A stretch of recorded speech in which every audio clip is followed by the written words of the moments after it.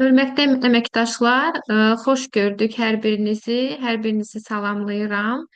Mən Cəfərli Turanə, ixtisasca biokimyaçı, digər ixtisasım dietoloq, nutrisioloqdur. Artıq bir neçə vaxtdır ki, Sabira Wellness-də həm təlimçi, həm ekspert kimi çalışıram və hər həftə bildiyimiz kimi təlimlərimiz olur. Təlimlərimizin əsas məqsədi Sabira Wellness-in məhsullarını düzgün tətbiq etmək, ən əsası isə mexanizmlərini öyrənməkdir. Və bu gün də təlimimiz sırf insanların bizə daha çox müraciət etdiyi suallar var ki, hansı ki, niyə qarın ətrafı piylənmə baş verir, niyə şirniyyat yemə hissim idarə edə bilmirəm və ən əsası isə mən pəhriz edirəm. Digər bölgələrimdə piylənmə səviyyəsi aşağı düşür, lakin qarın ətrafında piylənmə isə eyni vəziyyətdə qalır. Və bu suallar demək olar ki, mütəxəssislərə gün ərzində ən çox verilən suallardır və bilirəm ki, sizi də bu suallar çox narahat edir. Bəzən olur ki, bu sadaladığım bu proses məhz heç bir qidalanma ilə, heç bir yediyimiz pəhrizlərlə ibarət olmur. Bizim bədənimizdə bir kimyavi reaksiyalar var ki, hansı ki onların pozulması nəticəsində baş verir. Ondan əlavə bir balansın pozulması nəticəsində baş verir ki, hansı ki bu günlərdə biz birlikdə həmin bu pozulmuş mexanizmlərə biz necə dəstək ola bilərik?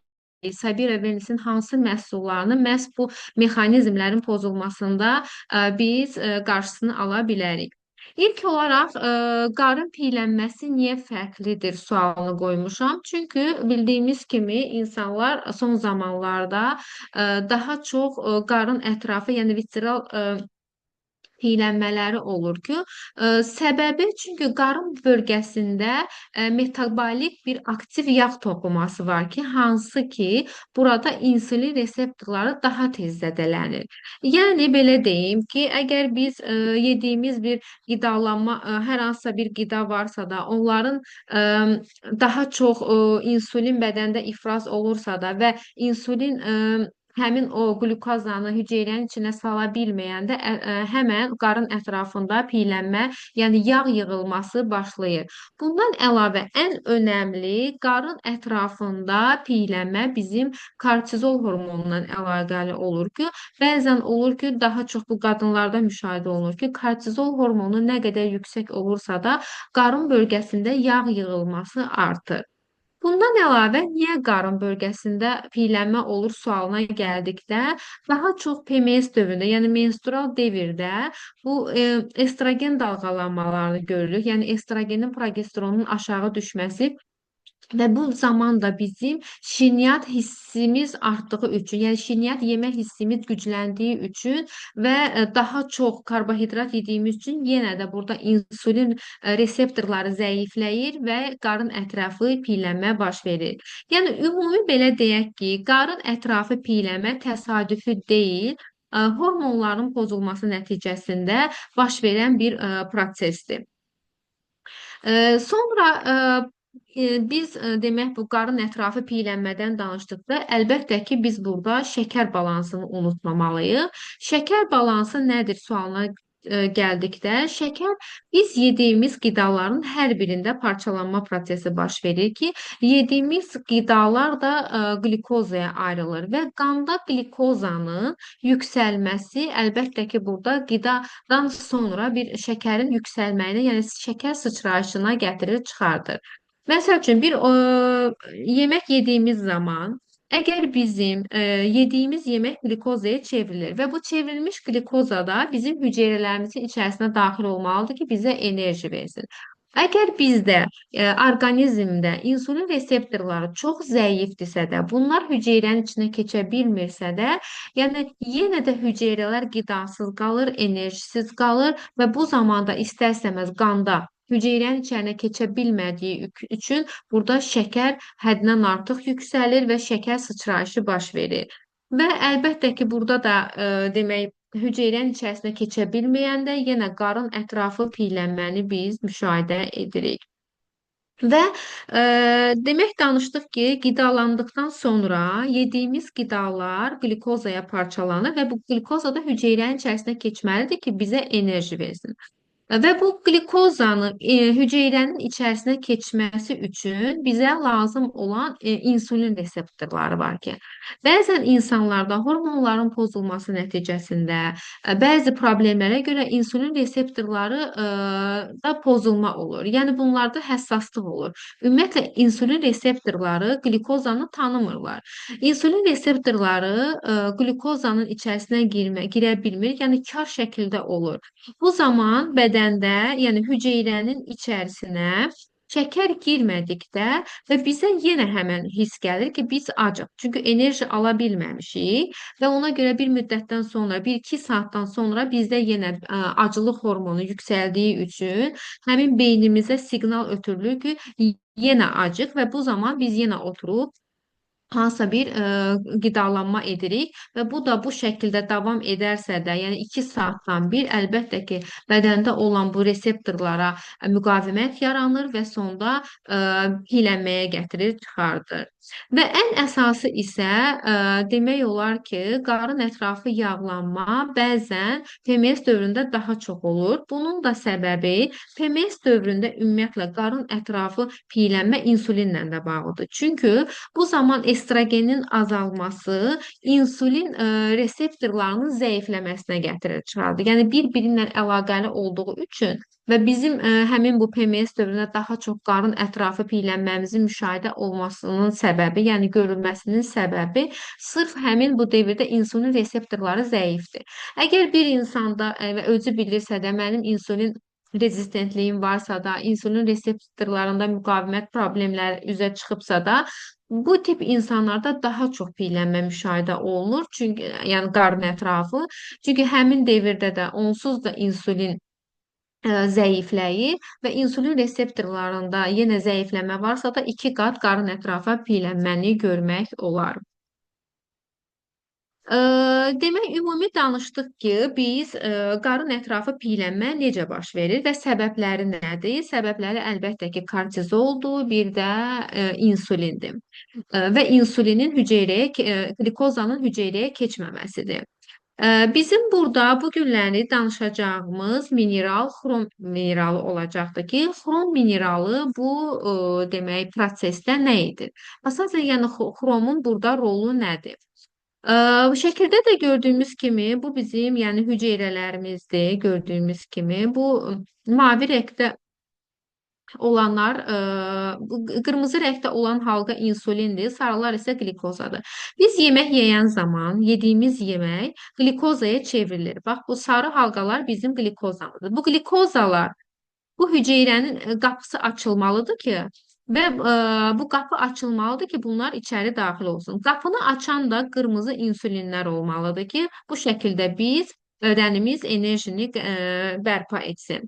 Və əgər insulin reseptorlarında zəifləmə varsa da, insulin müqaviməti varsa da, əlbəttə ki, bu qapı açılmır və bu qlikozalar, bu sarı rəngdə olan halqalar bizim qanımızda qalır və bu zaman da şəkərimizin yüksəlməsini görürük və əlbəttə ki, enerjimiz də olmur.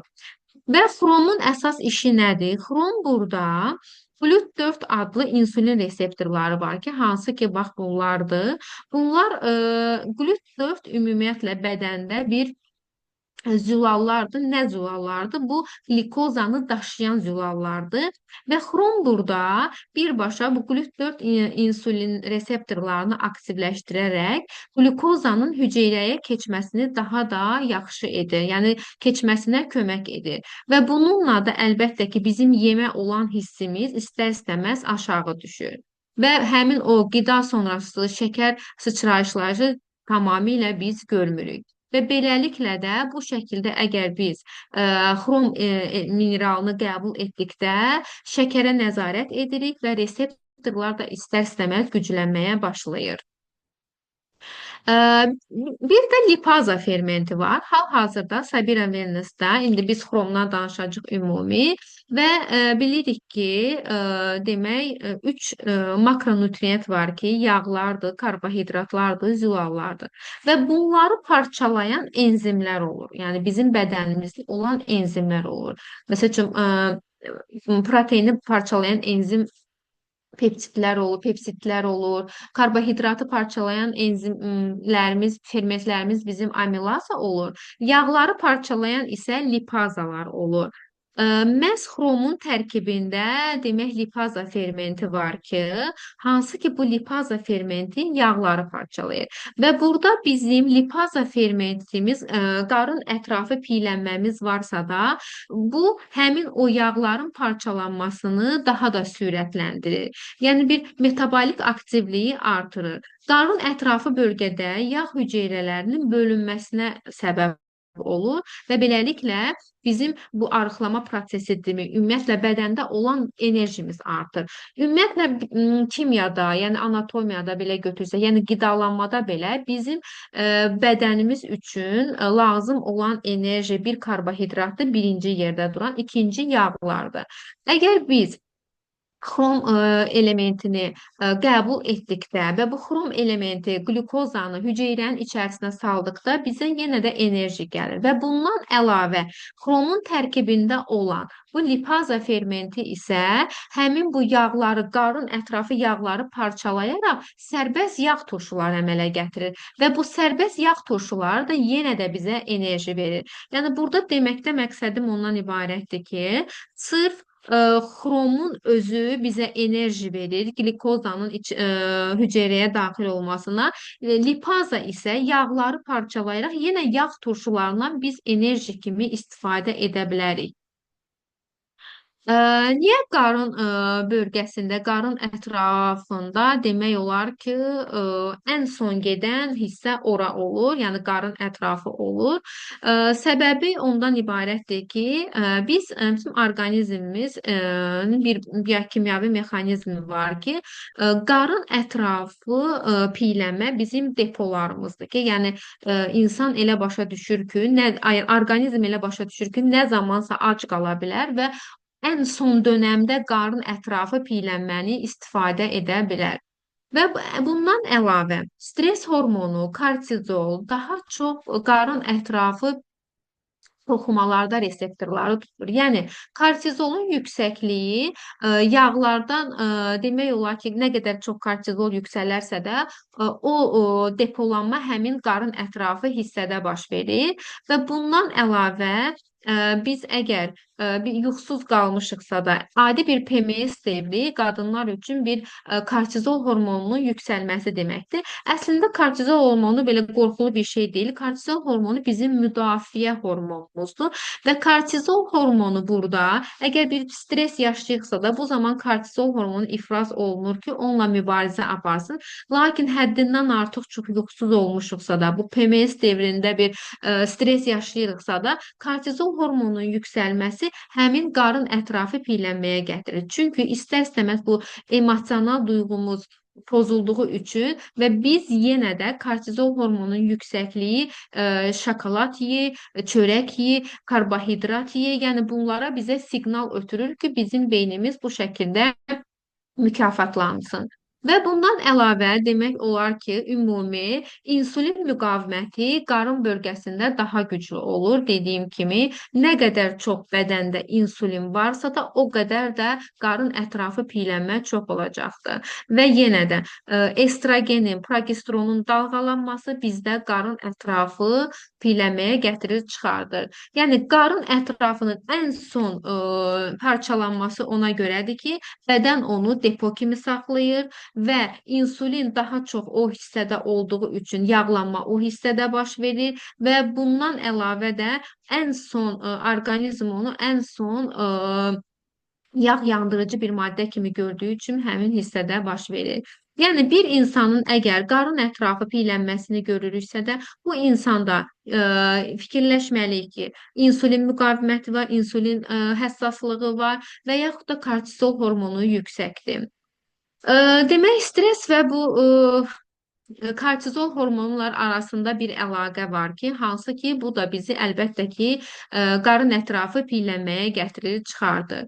Stres zamanı ümumiyyətlə bədənə enerji lazım olur ki, biz istəyirik ki, bu stres zamanı həddən artıq bədənimizdə enerji olsun və bu zaman da bizim şirin, unlu yeməklərə meylimiz artır və bu zaman da kortizol qlukozanı qanda saxlayır və insulin dayanmadan ifraz olunur və bu da bizim yenə də həddindən artıq çox qidalanmamıza gətirir, çıxardır. Uzun müddətdə qarın piylənməsi baş verdikdə, yəni belə deyim, həddindən artıq məsəl üçün bu prosesi biz sakit şəkildə qoyduqda, burada bizdə demək olar ki, hormonlarda balans pozulur. Hətta belə deyim, ikinci tip diabetdən əgər biz insulinimizi normal vəziyyətdə saxlamasaq, kortizolumuzu normal vəziyyətdə salmasaq, hətta belə deyim, ikinci tip şəkərdən birinci tip şəkərə qədər çevrilməni müşahidə edə bilərik. Demək, PMS dövründə bizim şirniyyat yemə hissimiz çox olur, həddindən artıq çox olur və bunun səbəbi isə nədir? Bunun səbəbi serotonin hormonunun düşməsidir. Demək, estrogen və progesteron hormonu sırf serotonin, yəni bizim xoşbəxtçilik hormonumuzla əlaqəli olduğu üçün və bu devirdə bizim estrogenlə progesteron dalğalanmasını görürük və bu zaman serotonin hormonu da aşağı düşür. Və serotonin hormonu bizim xoşbəxtçilik hormonumuz olduğu üçün bizim beynimizə mükafat istəyir. Yəni beynimiz bir şirin bir şey istəyir. Və həmin dönəmdə də bundan əvvəlki dəqiqələrdə dediyim ki, həmin PMS dövründə bizim onsuz da insulin həssaslığımız azalır və istər-istəməz də həddindən artıq çox qidalanırıq. Və bu qidalanmanın sonu nəyə gətirir? Daha çox ödəmə, daha çox qarın ətrafı piylənməyə, qarın daha şişkin görünməsinə gətirir, çıxardır. Yəni bu dönəmdə bizim emosional olmağımız, stresli olmağımız sırf bizim hormonlarımızla əlaqəlidir və bu hormonlarımızda və qadınlar hər ay bu prosesi yaşadıkları üçün, bu prosesi gördükləri üçün və bunu düzgün nəzarət etməyəndə ümumi olaraq hər ay demək olar ki, bu tip insanlarda 2-3 kilo çəki alırlar və bir 4-5 aydan sonra inanılmaz bir çəkidə olurlar. Qlitsinin ümumiyyətlə bu PMS dövründə nə kimi rolu var? Bilirik ki, glitsin haqqında bizim təlimimiz olmuşdu. Orada çox danışmışdıq və sırf burada bizim mövzumuz qarın ətrafı piylənmədə və PMS dövründə bu həddən artıq çox şirniyyat yemə hissini idarə etmək olduğu üçün məhz glitsinin də bu PMS dövründə əsas rolu nədir? Glitsin həmin bu dönəmdə kortizol hormonu çox yüksək olduğu üçün birbaşa QABA sistemini sakitləşdirir. QABA sistemi artıq bilirəm hər kəs, yəni digər təlimlərdən də bilirsiniz ki, neyrotransmitterdir ki, hansı ki beynimizdə həmin bu sakitləşmə siqnalını ötürür ki, yəni bədən sakitləşsin, kortizol hormonu birbaşa idarə edir. Və qlitsin də sırf QABA sisteminə sakitləşdiyi üçün kortizol hormonunu aşağı salır və bununla bizim yuxumuz yaxşılaşır. Əgər yuxu yaxşıdırsa da, əlbəttə ki, səhəri biz ayılanda, yəni keyfiyyətli yuxunu biz görmüşüksə də, biz səhər-səhər ayılanda istər-istəməz həmin o ödəmi, həmin o bədəndə olan o qarın ətrafı şişkinliyi hiss etməyəcəyik. Və bu PMS gərginliyi də yüngülləşməyə başlayacaqdır. Qlitsin birbaşa sinir sistemini sabitləşdirir və demək olar ki, bədəndə stressi azaldır. Yəni burada deməyimin əsas məqsədi ondan ibarətdir ki, qlitsin ümumiyyətlə bu devirdə daha önəmlidir. Ola bilər ki, biz ümumiyyətlə hər bir şeyimiz, yəni yuxumuz normaldırsa da və yaxud da heç bir sinir sistemindən əziyyət çəkmiriksə də, lakin bu PMS dövründə dediyim bu şikayətlərlə üzləşiriksə də, əlbəttə ki, bizim bu bir ayda, 10 gün qlitsin qəbul etməyimiz çox effektiv olar. Xrom haqqında danışdıq. Ümumiyyətlə bunu bilmək istəyinizi istərdim ki, hörmətli əməkdaşlar, xrom vitamin deyil. Ümumiyyətlə o metabolik bir aktivatordur və ona görə sual yarana bilər ki, xromu nə qədər müddət qəbul edə bilərik ki, biz ondan istədiyimiz nəticəni alaq. Dediyim kimi, xrom bir vitamin deyil, o bir metabolik bir aktivatordur və bunun üçün də, yəni proses olaraq uzun müddət getdiyi üçün və biz minimum 8-12 həftə içilməlidir ki, bundan normal nəticə alaq. Və belə deyim, gündəlik xrom 200 mikroqrama qədər içilməlidir. Yəni gündəlik dozировkanı deyirəm. Hal-hazırda Sabira Wellness şirkətində olan xrom lipaza qida əlavəsinin tərkibində 24 milliqram, yəni 240 mikroqram xrom pikalinat formasıdır. Və sual ola bilər ki, burada pikalinat yazılıbdır. Bəli, tərkibində xrom özü xrom formasında deyil, pikalinat formasındadır. Və bu pikalinat formasının da əsas məqsədi ondan ibarətdir ki, sorulması daha yaxşıdır. Yəni daha çox tez bir sorulan bir bioaktiv maddədir və birləşmə şəklində burada xrom pikalinat formasındadır. Və müddət olaraq nə qədər içilməlidir sualına gəldikdə isə 3 aydan 6 aya qədər qəbul edə bilərsiniz və dozalarına isə məsələn toksiklik yaradırmı? Əgər bədəndə bəzi problemlər yoxdursa da, indi hansı ki onları deyəcəm, əslində xrom toksiklik yaratmır. Yəni onun artıqlığı sidik vasitəsilə çıxdığı üçün, yəni həddindən artıq çox toksiklik yaratmadığı üçün heç bir problem yoxdur və bunun üçün də 3-6 aya qədər qəbul edə bilərsiniz. Bundan əlavə onun tərkibində mamaridika ekstratı var və bu digər yəni xrom pikalinatdan əlavə burada gördüyümüz kimi digər 3-4 ədəd bitki ekstratları var ki, məsəl üçün bu mamaridika ekstratı bitkidir. Bu dünyaca məşhur olan bir bitki ekstratıdır. Bu da həmin o GLUT4 reseptoru var ki, hansı ki qlükozanı daşıyan bir zülaldır. O həmin bu ekstrat, mamaridika ekstratı həmin GLUT4-ü, yəni aktivləşdirir. Yəni xroma birbaşa köməkçi bir maddədir. Yaşıl çay ekstratı hər kəs bilir, metabolizmanı çox gücləndirdiyi üçün, metabolizmanı 8-12%-ə qədər artırdığı üçün həmin bu xromda da köməkçi maddə kimi istifadə olunur. Digərləri isə burada gördüyünüz eloterokok köküdür. Bu da demək kortizol hormonuna təsir etdiyi üçün burada da yenə xroma köməkçi bir maddə olaraq burada istifadə olunur. Və bundan əlavə həmin bu Sabira Wellness-in qida əlavəsində bilirik dedik ki, lipaza burada fəaliyyət göstərir və lipazanın ən böyük işi yağların parçalanmasına təmin etməkdir. Və nə qədər enerjimiz çox olsa, bizim şirniyyat yemə hissimiz o qədər azalacaqdır. Və ola bilər ki, sizə sual ola bilər ki, məsəl üçün, niyə məsəl üçün tərkibində pikalinat yazılıbdır, üzərində lipaza? Yəni tamam fərqli bir şeylərdir. Lipaza tərkibində əlavə olan bir fermentdir. Xrom pikalinat isə xromun özünün birləşmə, yəni formasıdır ki, hansı ki xrom hansı formadadır və sual ola bilər ki, bunu məsəl üçün səhər yeməkdən sonra mı içmək yaxşıdır, yeməkdən sonra mı? Bəzən olur ki, yəni yeməkdən sonra yox, yemək arası tövsiyə olunur. Lakin həddindən artıq çox, yəni mən özüm bir nutrisiolog olaraq belə məsəl üçün tövsiyə edirəm ki, bir insan iştahını nəzarət edə bilmirsə də, həddindən artıq çox yemək istəyi varsa da, bu zaman, yəni mədədə heç bir problem yoxdursa da, bu zaman yeməkdən öncə, bir 20 dəqiqə öncə içilsə daha effektiv ola bilər. Dozalarına gəldikdə, yəni bir tablet gündəlik doza üçün nəzərdə tutulubdur. Ona görə yəni bir tabletdən içilməyi daha da məqsəd yönlüdür. Və bəzən olur ki, xromlar çox fərqli olur. Azərbaycanda da bilirik ki, xrom preparatları çoxdur. Lakin onların yenə deyirəm, lipazası demək olar ki, yoxdur. Yəni mən rastlaşmamışam ki, yəni lipaza fermenti əlavə olaraq onun tərkibində olsun.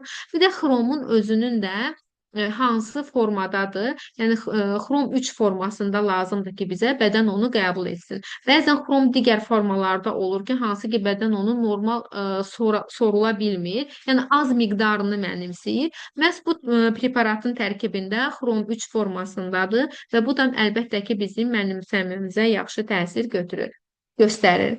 Ə, Xrom lipaza kimlərə olmaz sualı isə hamilələrə olmaz. Süd verən analara olmaz. Yəni iki kateqoriyaya bölürük. Bir də böyrəklərində demək, əgər filtrasiya var ki, hansı ki böyrək təlimində də olmuşdu. Yəni böyrəyin süzülmə təzyiqi olduğu üçün filtrasiyası çox aşağı olan insanlarda, yəni böyrək çatışmamazlığından əziyyət çəkən insanlara olmaz. Çünki xromun mineral olduğu üçün böyrəkdən təmizləndiyi üçün orada toksiklik yarada bilər. Çünki gücü çatmaya bilər. Bu da lap deyim, üçüncü stadiyada olanları nəzərdə tutur ki, əgər bir insan böyrək çatışmamazlığının ki, üçüncü stadiyadadırsa, əlbəttə ki, bu insanlara tövsiyə olunmur. Ə, Glitim haqqında təlim olmuşdu, lakin dediyim kimi burada isə məhz bu təlimimizdə bizdə glitinin əsas rolu nədir? Həmin bu PMS dövründə bu stresi azaltmaqdır, kortizol hormonunu aşağı salmaqdır və bunun da tərkibində 2 kapsulunda 1241 milliqram glitin var ki, hansı ki bunu biz günə 2 tabletdən qəbul etməliyik və digər təlimlərdə də demişdim, əgər bir yaddaş problemi varsa da, yəni mövzumuzla əlaqəli olmasa belə, digər proseslərdə biz onu 3 tabletə qədər qaldıra bilərik. Lakin normal dozası isə, gündəlik dozası isə bizə 2 kapsuldan, yəni 1241 milliqram bizim gündəlik normal referans aralığımızdır və burada bu prosesdə, yəni qarın ətrafı piylənmədimi, PMS dövründə həddən artıq çox qidalanmadımı, şirniyyat yemək hissimiz daha çoxdursa da, bu bizim kortizol hormonumuzla əlaqəli olduğu üçün əlbəttə ki, glitin burada bizim köməyimizə çatır. Həmin bu emosional yeməyimizi azaltmağa kömək edir. Ə, Məhz bu iki preparatı bir yerdə içmək olarmı? Əlbəttə ki, əgər biz həmin qarın ətrafı piylənmədən əziyyət çəkiriksə də və səbəblərini hansı ki təlim boyu dedim ki, biri qarın ətrafı piylənmənin əsas kökü insulindir, insulin həssaslığıdır, bir də kortizol hormonunun yüksəkliyidir. Məhz bu preparat, hər iki preparatı bir yerdə qəbul etdikdə əlbəttə ki, bunun qarşısını almaq olar. Çünki xrom maddələr mübadiləsini sürətləndirir və burada insulin reseptorlarının bərpası üçün əsas mineral sayılır və tərkibindəki olan lipaza da əlbəttə ki, həmin qarın ətrafı visceral pilin yağların parçalanmasına təmin olur. Və glitin isə nə edir? Glitin də həmin bu kortizol hormonunu aşağı salaraq bizdə emosional yeməyimizi, qidalanmamızı demək olar ki, blokluyur. Və ümumi olaraq yaxşı bədəndə normal hormon səviyyəsi varsa da, əlbəttə ki, bizim şəkərimiz də balanslı şəkildə olacaq, stresimiz də normal səviyyədə olacaq və bununla da əlbəttə ki, bizim həddən artıq çox yemək hissimiz olmayacaq və qarın ətrafı piylənmədən də əziyyət çəkməyəcək.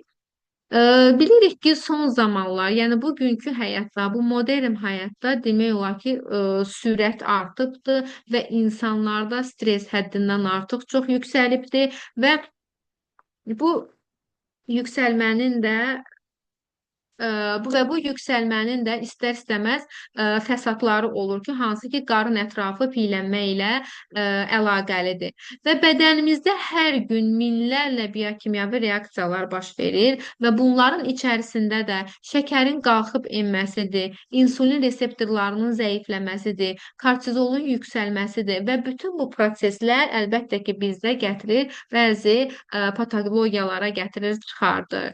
Və bu proseslərdə biz tək başına idarə edə bilmərik. Yəni hansısa bir əsas da burada yaş faktorları da çox önəmlidir. Məsəl üçün bəzən 40-45 yaşdan sonra demək olar ki, bu hormonların balansını tənzimləmək olmur və bu zaman bizim köməyimizə çatan əlbəttə ki, qida əlavələri olmalıdır ki, həmin bu balansı, həmin bu mexanizmi normaya salın. Və bu prosesdə bizi əlbəttə ki, köməyimizə çatan xrom lipaza olacaqdır ki, mexanizmləri istər-istəməz yenidən sistemlərini işə salır. Glitin isə stresi və narahatlığı balanslayır. Ümumiyyətlə, birgə götürdükdə sağlamlıq nə olmalıdır? Qidalanma olmalıdır. Hormonların səviyyəsi normal olmalıdır ki, ümumi bizim bədənimizdə normal harmoniya yaşasın.